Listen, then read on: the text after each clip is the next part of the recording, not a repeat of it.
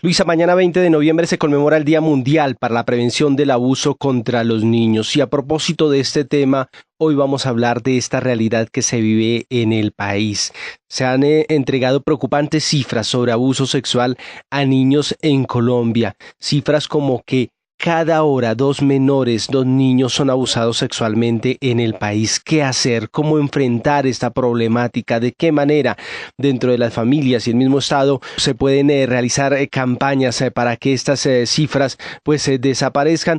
Pues vamos a hablar de este tema con la directora de la ONG Aldeas Infantiles Colombia SOS, Ángela María Rosales. Doctora Ángela María, muy buenas tardes, bienvenida a Señal Radio Colombia.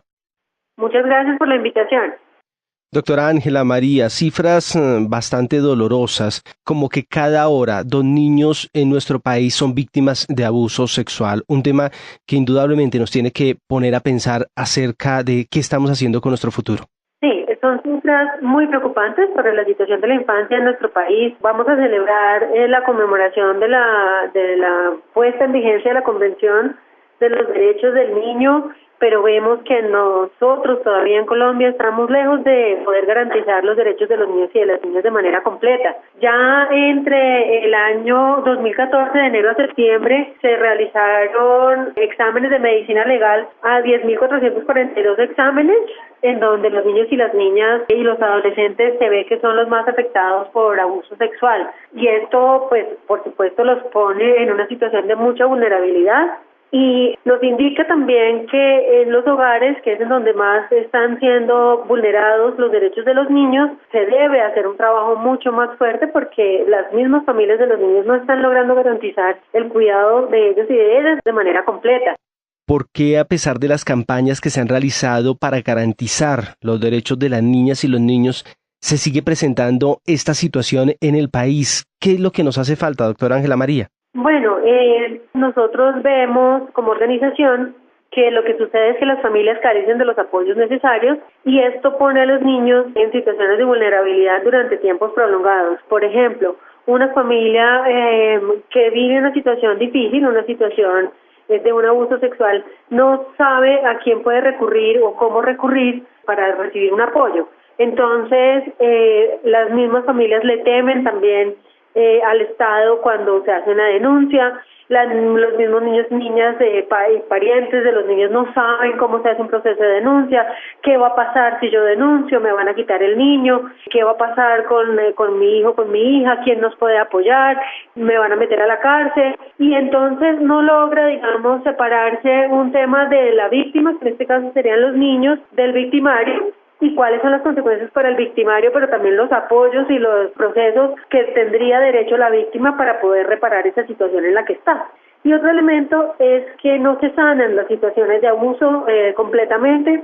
Los niños y las niñas no reciben del todo el apoyo que deberían, la familia no recibe el apoyo que debería en el caso de que su hijo o su hija haya sido abusado, y esto también entonces perpetúa las situaciones de violencia familiar que entonces se repiten más adelante en otras familias y en otras condiciones, no necesariamente abuso sexual generando abuso sexual, pero sí muchas veces abuso sexual que después genera situaciones psiquiátricas en los niños y las niñas, situaciones de autoestima, abuso físico.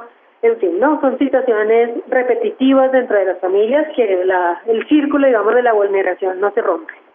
Tradicionalmente para uno de padre son los desconocidos las personas de las que más se duda, pero infortunadamente las cifras demuestran que en la mayoría de los casos son familiares, son personas que conviven bajo el mismo techo del niño las que terminan siendo los victimarios. De acuerdo, lastimosamente, porque uno pensaría donde un niño se debe sentir más protegido, más querido, más a salvo, es en su propio hogar, en su propia casa y con sus propios miembros de familia. Pero las cifras nos están mostrando que eso no es lo que sucede. Los niños en su propia casa es donde están siendo más vulnerados, y entonces es un llamado para que los padres de familia, las madres de familia, como entornos de familia reconozcamos que tenemos que hacer unos cambios y que los niños tienen que estar bajo el cuidado de personas en las que realmente podamos confiar. Si nosotros logramos enseñarle a nuestros hijos e hijas que nadie tiene derecho a tocarles, que su cuerpo es sagrado, que ellos tienen un derecho sobre su propio cuerpo, ellos rápidamente pueden alertar cuando empiezan a pasar algunas cosas sin tener que llegar a esas instancias ya del abuso sexual. Los niños y las niñas, si tienen la confianza y han recibido la formación y el apoyo de sus papás,